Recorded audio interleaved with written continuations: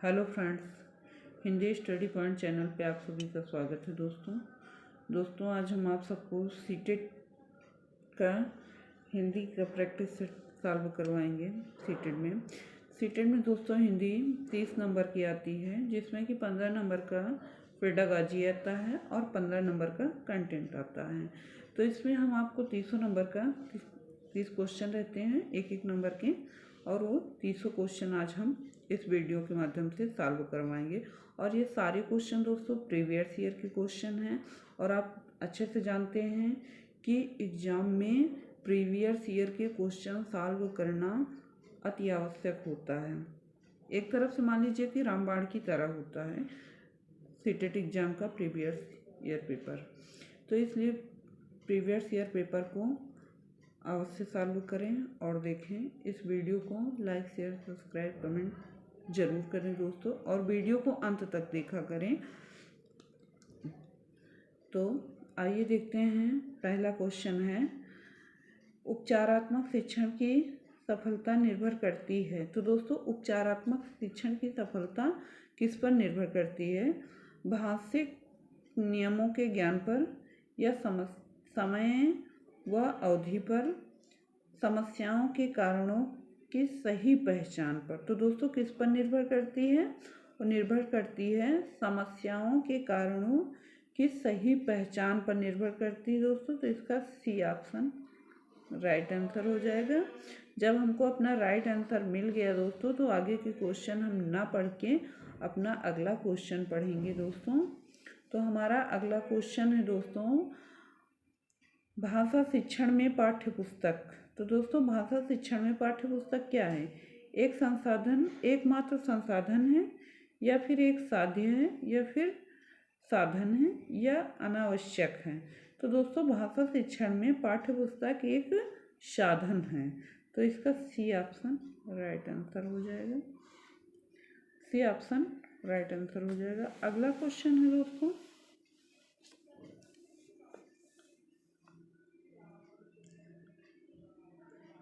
हिंदी की कक्षा में प्रायः हिंदीतर भाषी बच्चे हिंदी सीखने में अनेक कठिनाइयों का सामना करते हैं, क्योंकि तो दोस्तों इसमें भी मन लगाकर हिंदी नहीं सीखते हैं।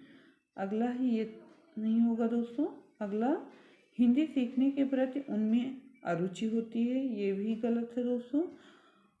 हिंदी बहुत कठिन भाषा है, ये भी गलत है, ये भी नहीं होगा दोस्तों।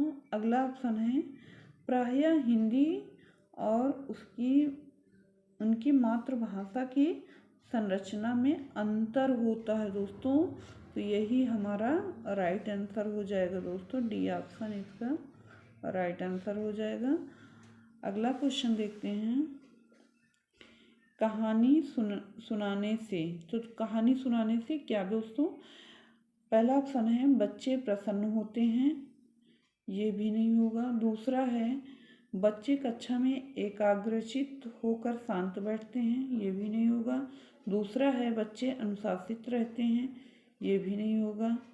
और इसका चौथा ऑप्शन है, बच्चों की कल्पना शक्ति व चिंतन शक्ति का विकास होता है। दोस्तों अगर हम किसी चीज़ को कहानी के माध्यम से बच्चों को बताएंगे, सुनाएंगे, तो बच्चों की जो कल्पना शक्ति या चिंतन शक्ति होती है वो विकसित होती है। तो इस प्रकार से डी ऑप्शन हमारा राइट आंसर हो जाएगा। अगला क्वेश्चन है, बच्चों के लेखन कौशल का मूल्यांकन करने के लिए कौन सी विधि बेहतर हो सकती है? तो दोस्तों इसमें देखना है कि कौन सी विधि बेहतर हो सकती है। तो इसका पहला ऑप्शन है, अपने अनुभवों को लिखना। तो दोस्तों जहाँ बच्चा खुद अपने अनुभवों को लिखता है तो वो सर्वश्रेष्ठ होता है दोस्तों। तो इसका राइट आंसर यही हो जाएगा। अब आगे के ऑप्शन हमें पढ़ने की ज़रूरत नहीं है दोस्तों। हम अगला क्वेश्चन देखते हैं। अगला क्वेश्चन है हमारा, बोलना कौशल में महत्वपूर्ण है। तो दोस्तों बोलना कौशल में महत्वपूर्ण है, क्या महत्वपूर्ण है दोस्तों? तो इसको हम देख लेते हैं, संदर्भ एवं स्थिति के अनुसार अपनी बात कह सकना। तो दोस्तों इसका करेक्ट आंसर यही होगा, संदर्भ एवं स्थिति के अनुसार अपनी बात कह सकना। तो इसका ए ऑप्शन राइट आंसर था दोस्तों। अब आगे की क्वेश्चन ऑप्शन हम ना देखकर अगला क्वेश्चन देखते हैं। अगला क्वेश्चन है हमारा, एक भाषा शिक्षक के रूप में सबसे बड़ी चुनौती है। तो दोस्तों अगर एक भाषा शिक्षक के रूप में है सबसे बड़ी चुनौती क्या है, तो इसमें इसका पहला ऑप्शन है बच्चों को भाषा सीखने के महत्व को परिचित कराना, ये भी नहीं होगा दोस्तों।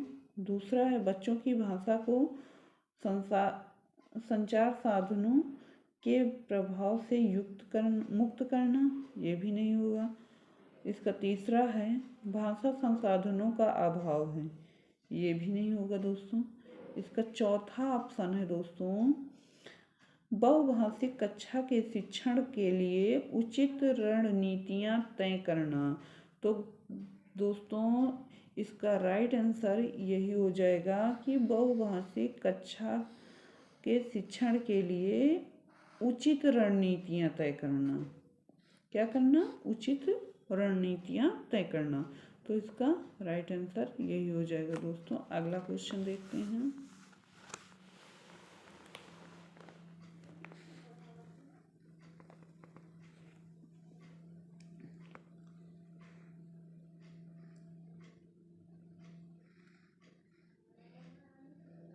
एक बहुसांस्कृतिक कक्षा में आप एक भाषा शिक्षक के रूप में किस बात को अधिक महत्व देंगे? तो दोस्तों किस बात को अधिक महत्व देंगे?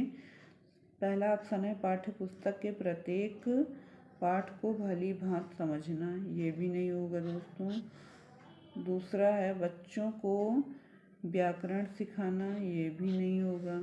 तीसरा है स्वयं शुद्ध भाषा प्रयोग करना, ये भी नहीं होगा। चौथा है बच्चों को भाषा प्रयोग के अधिक से अधिक अवसर देना। तो दोस्तों यहाँ बच्चों को भाषा प्रयोग के अधिक से अधिक अवसर प्रयोग देना। तो इसका राइट आंसर डी ऑप्शन हो जाएगा दोस्तों। अगला क्वेश्चन है,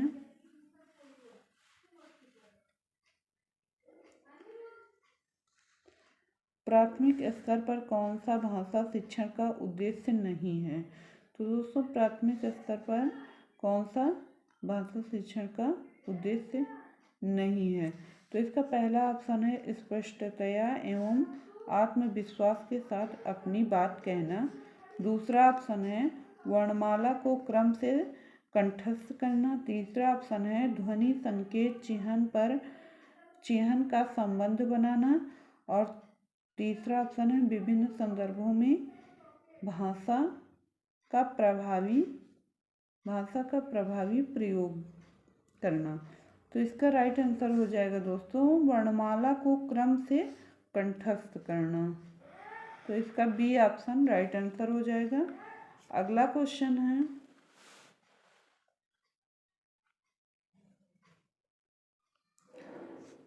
गृह कार्य के बारे में कौन सा कथन उचित है? तो दोस्तों गृह कार्य के बारे में कौन सा कथन उचित है? गृह कार्य अभिभावकों को व्यस्त रखने का उत्तम साधन है। तो दोस्तों ये तो सरासर गलत है, ये नहीं होगा। अगला क्वेश्चन है दोस्तों, दूसरा ऑप्शन इसका बच्चों की क्षमताओं स्तर के अनुसार कार्यक्रम दिया जाना चाहिए। तो दोस्तों ये बात एकदम करेक्ट है कि गृह कार्य हमको वैसा देना चाहिए जो कि बच्चे के क्षमता और उसके स्तर के योग्य हो। तो इसका बी ऑप्शन राइट आंसर हो जाएगा दोस्तों। अगला क्वेश्चन है, भाषा के अभिव्यक्तात्मक कौशल हैं। तो दोस्तों भाषा के अभिव्यक्तात्मक कौशल कौन कौन से हैं? तो सुनना बोलना, ये भी नहीं होगा दोस्तों। पढ़ना लिखना, ये भी नहीं होगा। और इसका चौथा है सुनना पढ़ना, ये भी नहीं होगा। तीसरा है बोलना और लिखना, यही होगा हमारे भाषा के अभिव्यक्तात्मक कौशल। तो इसका बी ऑप्शन राइट आंसर हो गया दोस्तों। अगला क्वेश्चन है,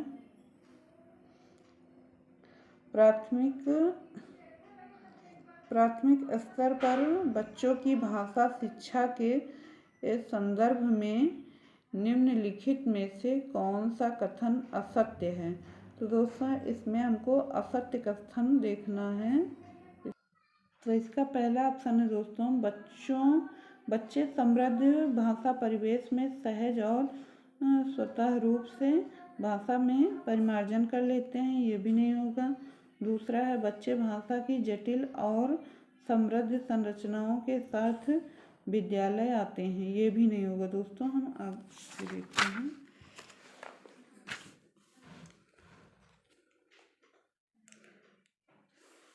इसका अगला ऑप्शन है, बच्चे की भाषा संकल्पनाओं और विद्यालय में प्रचलित भाषा परिवेश से में विरोधाभास से ही भाषा सीखने में सहायक होता है। तो इसका सी ऑप्शन राइट आंसर हो जाएगा दोस्तों। अगला क्वेश्चन है दोस्तों, भाषा कौशल के संदर्भ में कौन सा कथन उचित है। तो दोस्तों भाषा कौशल के संदर्भ में कौन सा कथन उचित है, इसका राइट आंसर हो जाएगा, भाषा के चारों कौशल परस्पर अंतः संबंधी हैं, तो इसका सी ऑप्शन राइट आंसर हो जाएगा दोस्तों। अगला क्वेश्चन है दोस्तों, पाठ में दिए गए चित्रों का क्या उद्देश्य होता है।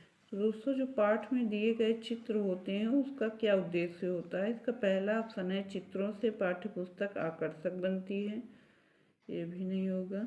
दूसरा, चित्र पाठ की शोभा बढ़ाते हैं, ये भी नहीं राइट आंसर होगा दोस्तों।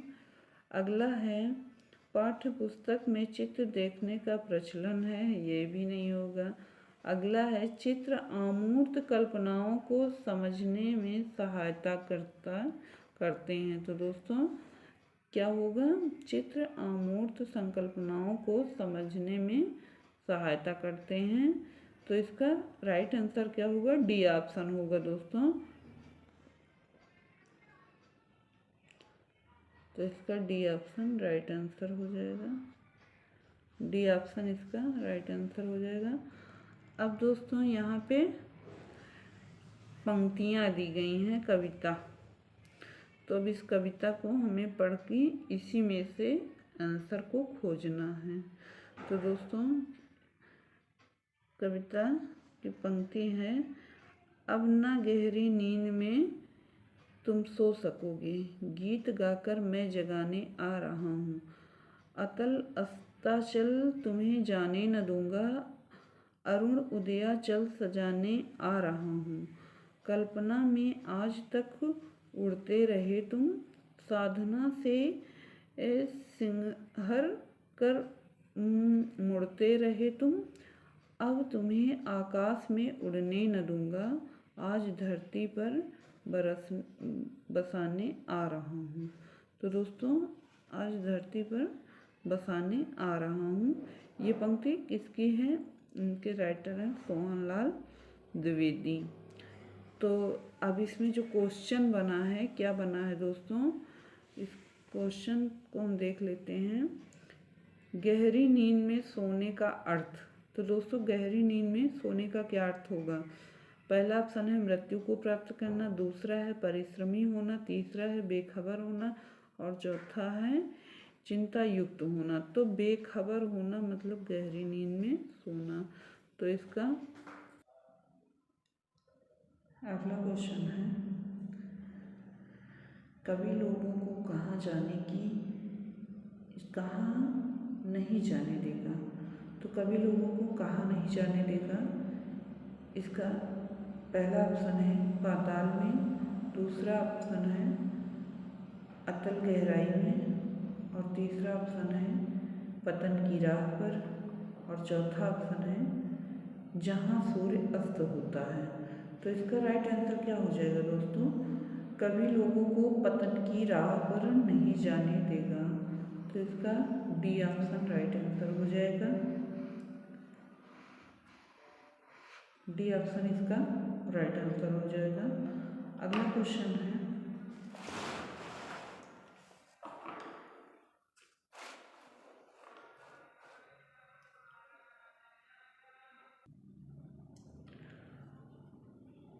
अगला क्वेश्चन है, कवि किस तरह के व्यक्तियों को संबोधित कर रहा है। तो दोस्तों कवि किस तरह के व्यक्तियों को संबोधित कर रहा है।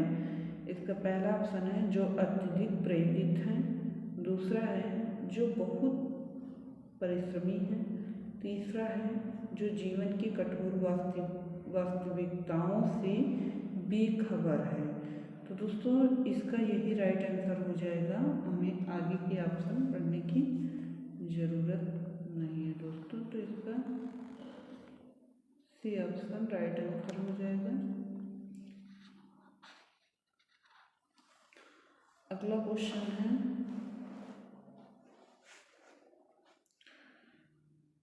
कवि लोगों को क्यों जगाना चाहता है। तो कवि लोगों को क्यों जगाना चाहता है, इसका राइट आंसर क्या होगा। ताकि लोग गीत सुन सके, नहीं, ताकि मनुष्यों में गतिशीलता आ सके और वे प्रगति के पथ पर आगे बढ़ सके। तो इसका यही राइट आंसर हो जाएगा दोस्तों, बी ऑप्शन इसका राइट आंसर हो जाएगा।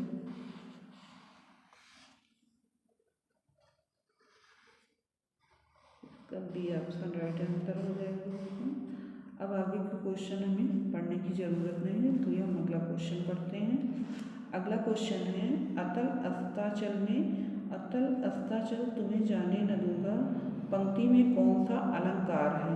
तो दोस्तों इस पंक्ति में कौन सा अलंकार है, इसका राइट आंसर क्या हो जाएगा। तो इसका पहला ऑप्शन है श्लेष अलंकार, दूसरा है उपमा अलंकार, तीसरा है रूपक अलंकार, चौथा है अनुप्रास अलंकार। तो इसका राइट आंसर क्या हो जाएगा दोस्तों, इसका राइट आंसर हो जाएगा अनुप्रास अलंकार,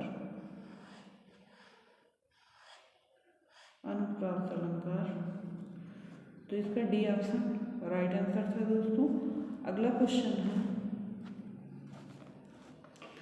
कविता का उपर्युक्त शीर्षक हो सकता है। तो दोस्तों कविता का उपर्युक्त शीर्षक क्या हो सकता है, हर्ष नहीं, कोलाहल नहीं, आकाश नहीं, जागृत हो सकता है दोस्तों। तो इसका डी ऑप्शन राइट आंसर हो जाएगा। तो दोस्तों अभी तक आपने क्या देखा था, पद्यांश देखा था, अब ये गद्यांश है। अब इसमें हम देख लेते हैं। तो ये गद्यांश दिया गया है दोस्तों, जैसा कि आपको पूरा गद्यांश ऐसे दिखा दे रहे हैं और आपको बाकी क्वेश्चन पढ़ के सॉल्व करवा देंगे।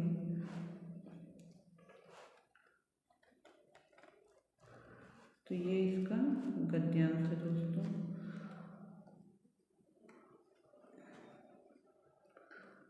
ये गद्यांश है गांधी जी के रोचक संस्मरण से। तो अब इसके हम क्वेश्चन देख लेते हैं दोस्तों।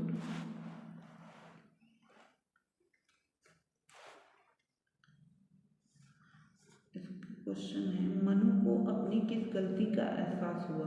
तो दोस्तों मनु को अपनी किस गलती का एहसास हुआ था। तो मनु ने जब डायरी लिखा था तो उसमें वगैरह शब्द लिख दिया था। तो मनु को अपने वगैरह शब्द का प्रयोग पर एहसास हुआ था। तो इसका डी ऑप्शन राइट आंसर हो जाएगा दोस्तों। डायरी में क्या लिख दिया था, वगैरह शब्द। अगला क्वेश्चन है, गांधी जी ने वगैरह शब्द पर अपनी आपत्ति क्यों जताई थी। तो क्यों जताई थी, तो इसका पहला ऑप्शन है वगैरह शब्द की जगह आदि शब्द का प्रयोग सही है, गलत। गांधी जी चाहते थे कि सही भाषा का प्रयोग हो, गलत। वगैरह शब्द में कार्य और विचार की स्पष्टता नहीं है। तो यही इसका राइट आंसर हो जाएगा दोस्तों। वगैरह शब्द में कार्य और विचार की स्पष्टता नहीं है। तो इसका सी ऑप्शन राइट आंसर हो जाएगा।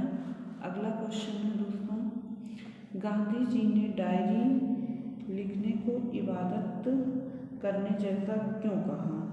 तो क्यों कहा दोस्तों, इसका राइट आंसर क्या होगा।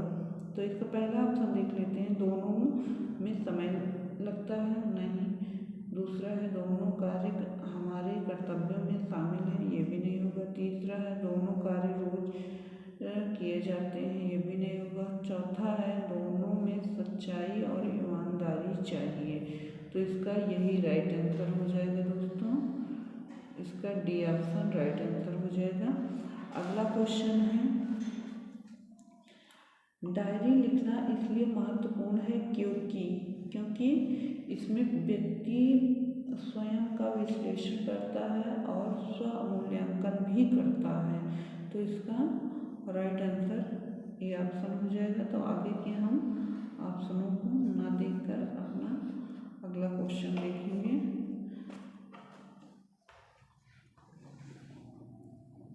अगला क्वेश्चन है हमारा दोस्तों, गांधी जी प्रतिदिन डायरी पढ़कर क्या करते थे? तो दोस्तों गांधी जी प्रतिदिन डायरी पढ़कर क्या करते थे, उस पर डायरी पर हस्ताक्षर करते थे और यह देखते थे कि व्यक्ति अपने कार्य और विचार में किस दिशा में जा रहा है, तो इसका सी ऑप्शन राइट आंसर हो जाएगा दोस्तों। सी ऑप्शन इसका राइट आंसर हो जाएगा।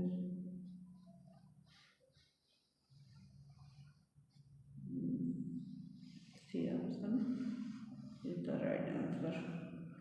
अगला क्वेश्चन है दोस्तों,